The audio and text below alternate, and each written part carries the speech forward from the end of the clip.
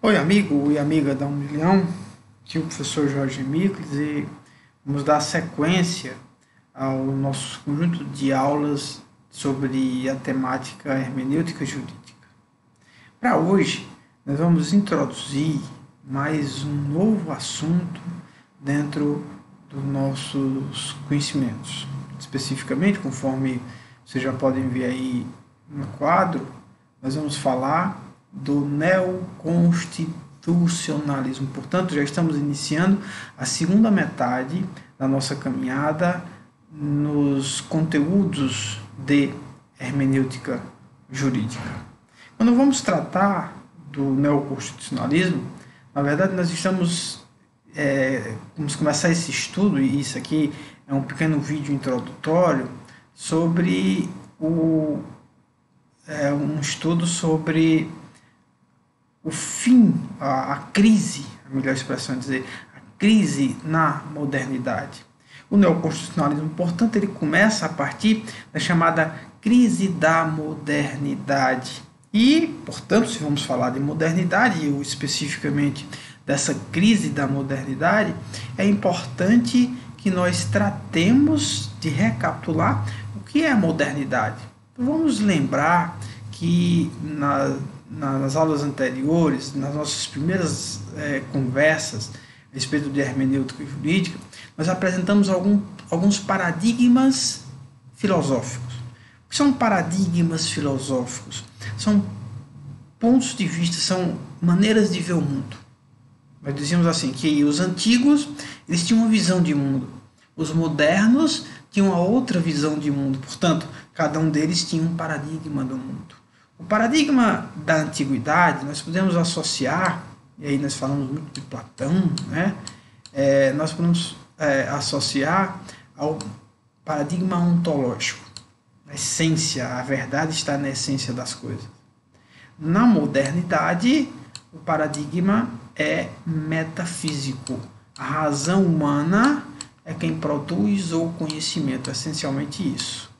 No paradigma metafísico, nós vamos ter aquela velha equação: sujeito que observa o objeto e a sujeição ou observação ela vai redundar no conhecimento.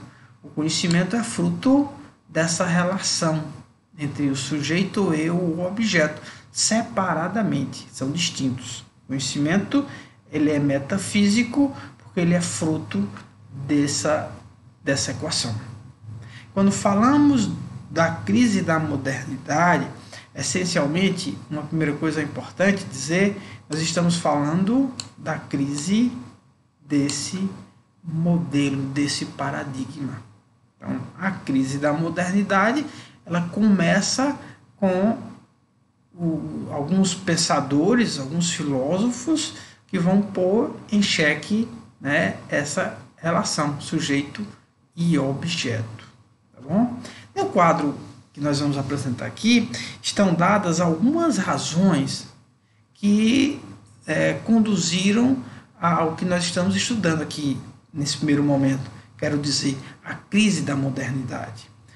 A modernidade ela vai surgir com um movimento cultural chamado Iluminismo, Renascimento, né, que vai trazer uma série de luzes, o nome iluminismo não vem à toa, de luzes para a nova humanidade. A ciência, ela nasce desse iluminismo.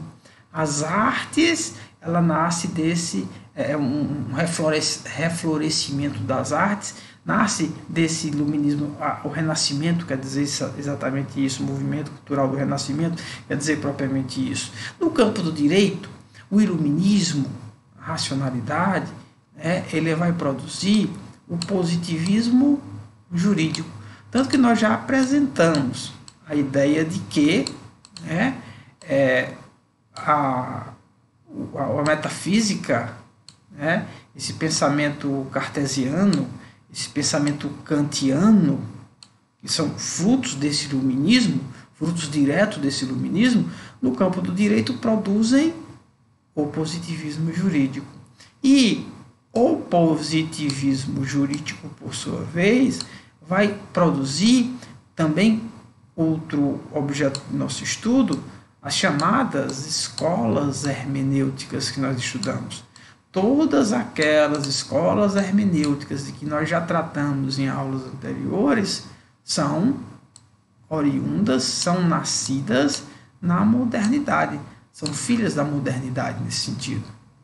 Todas aqueles métodos ou técnicas de interpretação que nós já estudamos, igualmente são filhas desta mesma modernidade, desse mesmo processo histórico.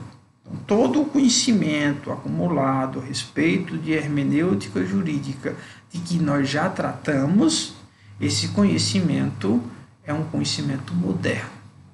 Quando a modernidade entra em crise, os conceitos elementares de modernidade entram em crise, né, esse próprio modelo hermenêutico igualmente vai entrar em crise. Certo? Por que a crise da modernidade? O que é que conduz ao fracasso do projeto de modernidade? Aquele que começava como a grande promessa, um grande movimento otimista de libertador da humanidade, ele vai redundar na Segunda Guerra Mundial. O grande fracasso do projeto de modernidade da humanidade, assim, nós podemos associá-lo à grande crise gerada pela Guerra Mundial, muito bem simbolizado pelo nazismo. A grande crise do positivismo jurídico, perceba, sofre igual sorte. Então, qual é a grande crise do positivismo, se não o fracasso da Segunda Guerra Mundial? Porque tudo aquilo que foi construído, que foi realizado, o holocausto, uma palavra nazista, ele tem por fundamento a legalidade estrita. Tudo foi dentro da lei. Perceba, por exemplo, que a defesa mais comum que foi utilizada pelos acusados lá no Tribunal de Nuremberg, o Tribunal Internacional criado para julgar os nazistas, era exatamente a defesa de que o que faziam os acusados era simplesmente cumprir ordens legais. Portanto, tudo que eles fizeram foi estritamente legal. Nessa visão positivista, que nós já tivemos a oportunidade de conhecer algo, de meditar um pouco sobre, enfim, de questionar, inclusive. Então, esse é o marco do grande fracasso do positivismo. Era preciso criar um novo modelo de Estado. Era preciso criar um novo modelo de direito. No campo da ciência, segundo ponto aqui, de uma maneira geral, nós podemos perceber que a ideia inicial de que a racionalidade humana, ela tudo podia, ela não sofreria nenhum tipo de limite, que o ser humano, a partir da racionalidade, ele seria capaz de desvendar todos os mistérios do universo, aos poucos foi substituído essa certeza, essa racionalidade como a resposta última, ela foi sendo substituída pela provisoriedade dos enunciados. As ciências, ciclicamente, elas vão mudando o paradigma dos seus conhecimentos. Elas constroem um arcabouço de conhecimento, um discurso, para cada ciência tem o seu respectivo discurso, e ciclicamente esse discurso é destruído por um novo discurso, por uma nova forma de ver esse conhecimento. O direito passa sim por isso, mas as ciências em geral passam por isso. Então essa racionalidade, ela é substituída nesse sentido pela provisoriedade dos enunciados científicos. Todo enunciado científico tende a ser provisório, tende a ser substituído com o tempo por outro enunciado. Um outro problema que se percebe ficou muito evidente nesse período, é a ausência de eficácia dos direitos. Nós tínhamos que as constituições, muitas vezes a própria legislação ordinária afirmava determinados direitos que, entretanto, não passavam de letra escrita no papel, não se transformavam em uma realidade efetiva. Então, outro grande reclamo, principalmente com as seguidas gerações de direitos fundamentais, especialmente quando nós estivermos diante dos direitos de segunda dimensão, direitos fundamentais de segunda dimensão, que são direitos constitucionais, nós vamos ter que enfrentar, é preciso que se enfrente o problema da eficácia. Não adianta afirmar direitos se eles não forem realidades efetivas. E a crise da modernidade revela a falta de efetividade de tantos dos direitos ali afirmados. Enfim, as teorias jurídicas pós-positivistas. Toda essa crise da modernidade, vai fazer com que os juristas comecem a renegar a validade e a importância do positivismo jurídico. E aí que vão surgir uma série de escolas jurídicas, uma série de teorias do direito, chamadas teorias pós-positivistas, que vão dizer coisas às vezes muito distintas, muito diferentes, mas que essencialmente vão concordar na afirmação de que o positivismo jurídico deve ser superado, criando assim novas formas, novas maneiras de conceber direito, certo? Esse é o quadro aqui que está posto. Existem muitas teorias pós-positivistas, conforme eu já tive a oportunidade de dizer. Aqui, nesse quadro, nós vamos observar, por exemplo, a tópica é uma teoria pós-positivista. A tópica ela vai se formular, vai se configurar a partir de perguntas. Então, é uma técnica de interpretação que vai formular perguntas para, enfim, chegar às respostas.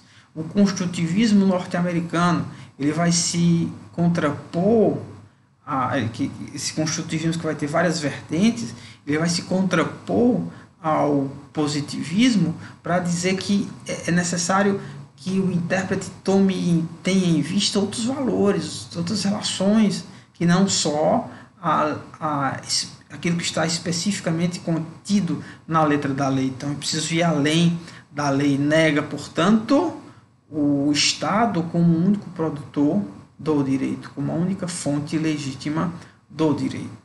Mas de todas essas teorias pós-positivistas, sem a menor sombra de dúvidas, é importante nós falarmos sobre Dworkin. Quem é Dworkin? Dworkin é um nome até hoje conhecido, até hoje de uma importância maior dentro do direito, e ele vai construir sua teoria dentro do direito comum, do common law, direito anglo-americano. O Dworkin ele é discípulo de um outro teórico também famoso chamado Hart. Hart é um positivista. E aí, no caso, o Dworkin ele vai além da teoria do seu mestre. Para Hart, e aí nós vamos entender melhor, para entendermos bem o que é que o Dworkin quer dizer, preciso trazer algumas palavras sobre Hart. Para Hart, o direito, o juiz, quando ele está diante de casos concretos, ele está diante essencialmente de dois tipos de casos. O que ele chama de easy cases, os casos fáceis, e o que ele chama de hard cases, ou os casos difíceis. Diante dos casos fáceis, o trabalho do juiz é muito simples. Ele simplesmente vai aplicar o precedente. Os casos fáceis são aqueles casos onde já existe um precedente previamente formado para solucioná-lo. Kelsen diria diante dessa perspectiva? Então, aplicando essa fala do Hart à teoria de Kelsen. Porque Hart é um teórico anglo-saxão. O Kelsen é um teórico romano-germânico da Europa continental. E o sistema romano-germânico, nós sabemos, centra, que é o nosso sistema, que é o sistema brasileiro, centra toda a solução do direito a partir da lei. Então, o Kelsen diria que o caso fácil estaria presente quando o juiz possui uma lei, faz o trabalho de subsunção completo e a lei que ele encontra soluciona de maneira adequada aquele caso. Então, o trabalho do juiz é um trabalho fácil, é um trabalho que não exige nenhuma criação do direito. Aí continua, voltando para o Hart. O Hart vai dizer, mas diante dos casos difíceis, a postura do juiz não pode ser essa, porque os casos difíceis exatamente são aqueles casos em que não existe precedente que possa vir a ser aplicado. Então, na ausência de precedente, como o juiz deve solucionar o caso? Para Kelsen, na perspectiva de Kelsen, na ausência de uma lei que previamente seja aplicável, na ausência de uma analogia que seja adequada, ou quando os princípios gerais não forem suficientes, como o juiz deve resolver? Seria o caso difícil. Então, em Hart, o caso difícil é resolvido através da discricionariedade. O juiz, discricionariamente, vai criar a solução. É uma solução nova. O juiz aqui, ele cria um direito. E a criação desse direito novo é uma criação na cabeça dele. É uma criação discricionária, portanto. Kelsen não chega a resposta diferente. Kelsen também diz que diante do caso difícil, é aquilo que nós falamos, comentamos em aulas anteriores sobre o capítulo 6 da teoria pura de Kelsen. Então, Kelsen basicamente vai dizer isso. Também diante do caso difícil, a decisão do juiz é uma decisão discricionária. Ele vai inventar a resposta. E essa resposta é um direito novo que ele estará criando. É esse o caso difícil. É esse o hard case. Em que é que o Dworkin vai se antagonizar a Hart? Onde é que ele é diferente do mestre dele? Ele vai dizer que, alto lá, diante do caso difícil, a decisão judicial não pode ser uma decisão discricionária, arbitrária. Diante do caso difícil, é preciso que se aplique uma técnica. Então, o juiz vai solucionar o caso difícil através da aplicação de uma técnica. E essa técnica vai ser a solução para esse caso. Que técnica é essa proposta pelo Dworkin? A técnica da ponderação. Sobre a técnica da ponderação, nós vamos ter a oportunidade de falar melhor sobre ela em outro momento, mais adiante, em outra aula. Para agora, a afirmação do Dworkin, é uma afirmação muito importante. Eu estou mais ou menos trazendo em detalhes a teoria de Dworkin, que nós vamos usar muito esse conhecimento mais adiante, nas próximas aulas. O neoconstitucionalismo tem tudo a ver com a teoria de Dworkin. Certo? Robert Alex, mesma ideia, mas também depois nós vamos ter a oportunidade de trazer algo, dizer algumas palavras a respeito do Robert Alex. Por enquanto, o Dworkin. Então, o Dworkin vai dizer que a decisão para o caso difícil não é uma decisão discricionária, é uma decisão técnica. Ele vai dizer que no caso difícil existe sim uma solução correta. E essa solução correta é encontrada a partir da aplicação dessa técnica, que é a técnica da ponderação, mas que, a respeito da qual nós vamos chegar lá. Bom, então essa é a essência, né, do que se traduz, do que se traz sobre pós-positivismo. Pós-positivismo é só isso? Não, senhores. Como eu disse, existem muitas teorias pós-positivistas. Estou apenas exemplificando aqui nesses dois primeiros tópicos, mas me aprofundando um pouco nesse terceiro pela relevância do pensamento do autor. Bom, outra questão importantíssima que tem tudo a ver com o pós-positivismo jurídico e também, naturalmente, com o neoconstitucionalismo, diz respeito ao ativismo judicial. Afinal de contas, o que é ativismo judicial? O ativismo judicial ele está intimamente relacionado ao problema da eficácia, especificamente da eficácia dos direitos fundamentais. Naturalmente que as constituições federais, as constituições de uma maneira geral, né, não só no neoconstitucionalismo, mas de uma sorte maior, mas muito especialmente no neoconstitucionalismo, as constituições vão afirmar direitos fundamentais. Uma das principais missões de uma Constituição, nos diz, por exemplo, o Paulo Bonavides, é a afirmação de direitos fundamentais, não Declaração Nacional. Declaração de Direitos Fundamentais. No caso, é o que faz a nossa Constituição lá no artigo 5º. Os direitos fundamentais estão só lá no artigo 5º da nossa Constituição? Não é verdade. Mas o artigo 5º é um artigo emblemático para falar de direitos fundamentais. Pois bem, uma das principais atribuições de uma Constituição é afirmar direitos fundamentais. Esses direitos fundamentais, eles não têm eficácia em si mesmo. Alguns desses direitos, né, para que eles tenham eficácia, basta que eles sejam afirmados. A simples afirmação é suficiente, como em geral acontece com os direitos de liberdade, direito de vir, direito de expressão. Basta que o Estado ele se omita, ele não proíba o cidadão, o indivíduo, de exercitar esses direitos. Contudo, há uma outra gama de direitos que precisa de uma atividade mais profícua do Estado. Assim, não basta que a Constituição afirme direitos fundamentais, alguns deles vão demandar outro nível de atuação do Estado. Alguns desses direitos fundamentais, eles vão demandar uma atuação legislativa. Então, enquanto o legislador não fizer determinada atuação, não regular determinado direito, esse direito fundamental não terá eficácia. Outros casos, ou até mesmo no mesmo caso, para além da atuação legislativa, também se exige a atuação do administrador.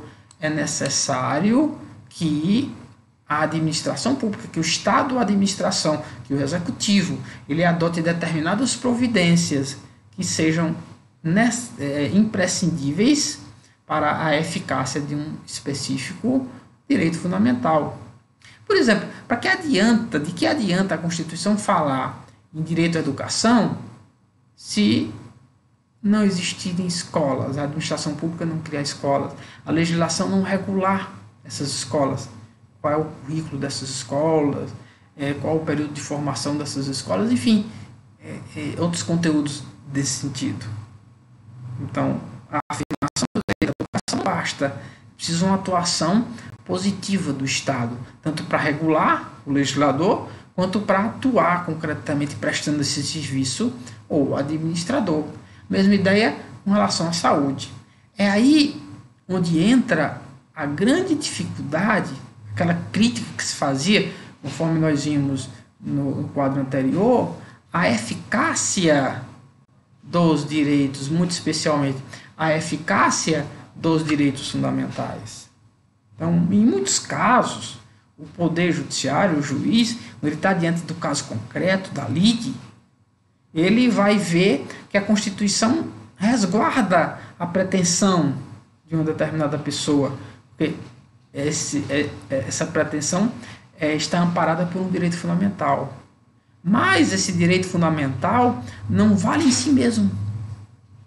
Ele necessita, para que ele vire uma realidade, que exista uma lei que o regule, ou que exista uma atividade da administração pública, do Estado executivo ou do Estado administração, que preste um específico serviço, aí sim, por meio do qual haja a eficácia desse direito fundamental.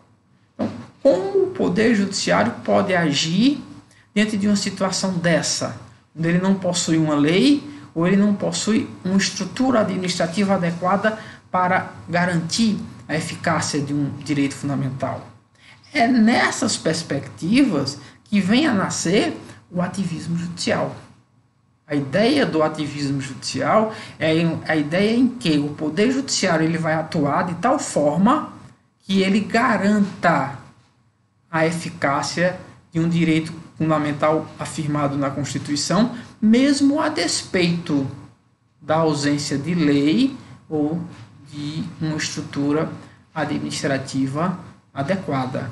Então, o juiz vai além da lei, o juiz vai além da própria estrutura posta pela administração pública.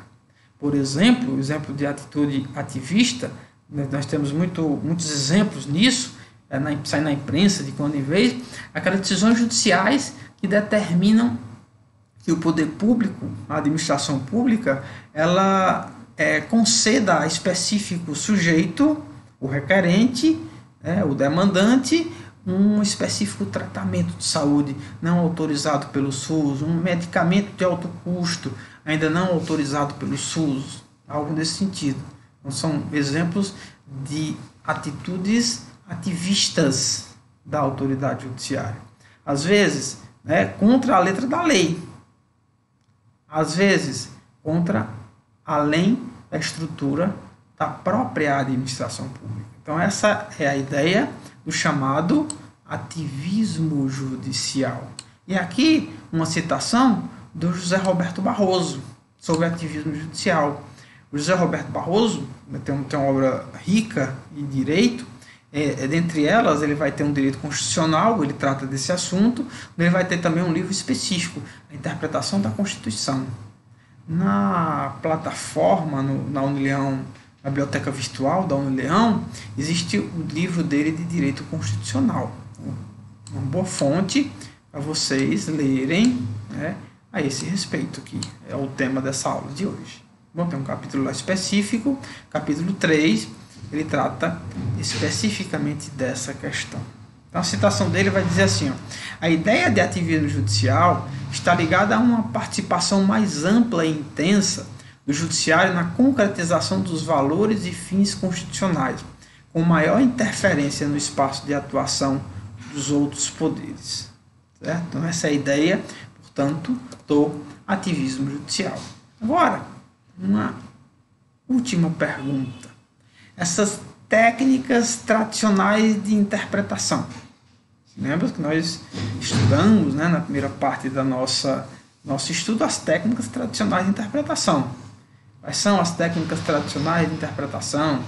A gramatical, a racional, lógica, a histórica, a teleológica, a sistemática.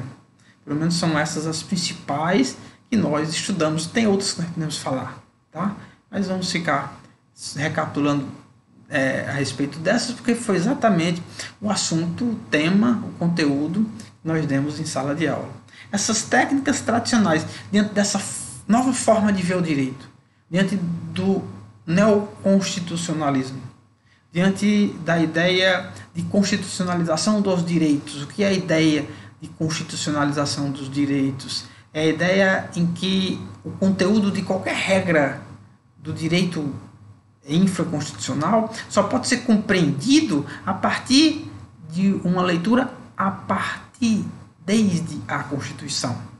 Então, dá uma nova dimensão, é uma forma de interpretar onde se dá uma nova dimensão a todas as regras do sistema. Sobre a constitucionalização dos direitos, vamos ter uma aula mais adiante para nos aprofundarmos nesse tema. Só dizendo que ele existe por enquanto. Como é que nós vamos interpretar o direito diante do ativismo judicial, diante do pós-positivismo, das escolas pós-positivistas?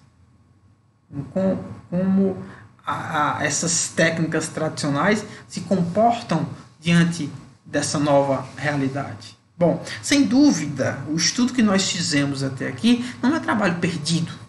Não precisa jogar fora os cadernos, os livros. Professor chato, ele passou metade praticamente do semestre tratando de coisas que não são mais reais, não estão mais sendo aplicáveis no dia de hoje. Não é bem assim.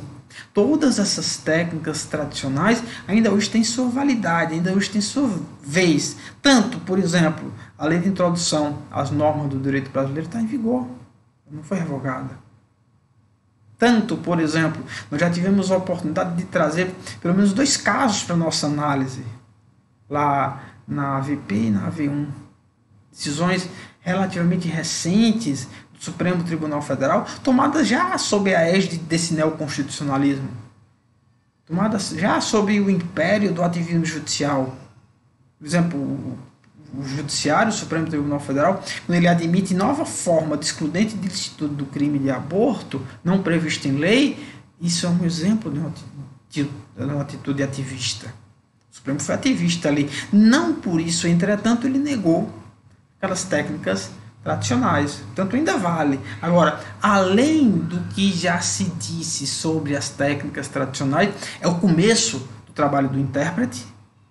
Então, ali não era o fim do nosso trabalho, mas era o começo do nosso trabalho. A primeira fase do nosso trabalho é exatamente nosso trabalho, o trabalho dos hermeneutas, é exatamente aplicar essas técnicas tradicionais, para daí sacar uma primeira compreensão hermenêutica da regra ou do direito que está sendo investigado, mas também é preciso ir mais adiante. Aí sim, a partir dos aportes trazidos por essas outras perspectivas. Tá? Então aqui de novo uma citação do Barroso, onde ele vai trazer exatamente essa perspectiva, que a interpretação constitucional pode envolver casos fáceis e casos difíceis, já sabemos o que é. Né? Os casos fáceis normalmente serão resolvidos ou solucionáveis, ele diz, pelas regras e elementos tradicionais de hermenêutica e interpretação, envolvendo a aplicação de regras jurídicas mediante subsunção. Quais são essas regras e elementos tradicionais, se não aquelas escolas e aqueles métodos de que nós acabamos de tratar?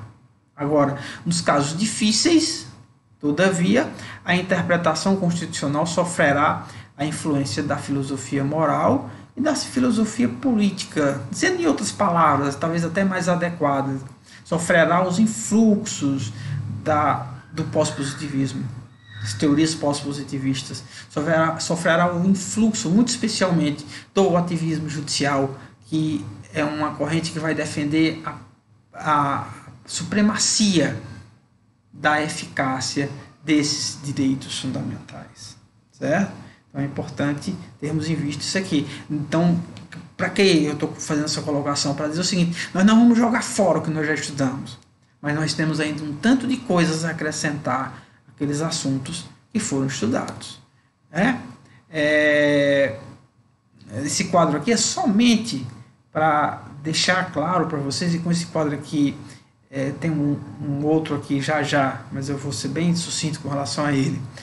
Nesse quadro aqui é somente para fundamentar aquilo que eu acabei de dizer. Os métodos tradicionais de interpretação são aplicáveis ainda hoje? E aqui um exemplo de uma ação direta de inconstitucionalidade, onde o Supremo Tribunal Federal, pela pena do ministro Celso de Mello, ele faz referência recentemente ao método histórico. Mas ele também, e naturalmente os juízes fazem referências de vez em quando às outras técnicas, muito especialmente teleológica e a sistemática. Mas aqui um exemplo onde o Supremo ele faz referência à técnica histórica. Ele diz assim: os debates parlamentares e interpretação da Constituição. O argumento histórico no processo de interpretação constitucional não se reveste de caráter absoluto. Qualifica-se, no entanto, como excessivo ou expressivo elemento de útil utilização das circunstâncias que motivaram a elaboração de determinada norma escrita na Constituição, permitindo o conhecimento das razões que levaram o contribuinte a acolher ou a rejeitar as propostas que lhe foram submetidas. Certo? Okay?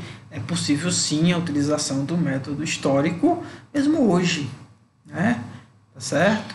Um exemplo nesse sentido. Mas além dessas técnicas tradicionais, é uma série de outras questões, inclusive a própria ponderação. Mas antes de chegarmos na ponderação de princípios, né, é preciso dizer que também a hermenêutica constitucional ela vai se valer de uma série de princípios que são fundantes, né, que devem levar o intérprete, princípios esses que o intérprete deve levar em conta sempre quando ele vai chegar à compreensão, para poder chegar à compreensão da norma interpretada. Esses princípios, a supremacia da Constituição, presunção de constitucionalidade das leis e atos do poder público, interpretação conforme a Constituição, unidade da Constituição, efetividade, razoabilidade e proporcionalidade. Durante essa semana, vamos pesquisando um pouco sobre esses princípios, o que é que eles querem dizer, qual o conteúdo deles. Na próxima aula, nós vamos começar comentando a respeito deles. Então, por hoje, vou encerrar o vídeo, mas na próxima semana estaremos de volta e fica o desejo de que esse vídeo os receba com saúde, com prosperidade e com muita alegria no coração. Até a próxima, se Deus quiser.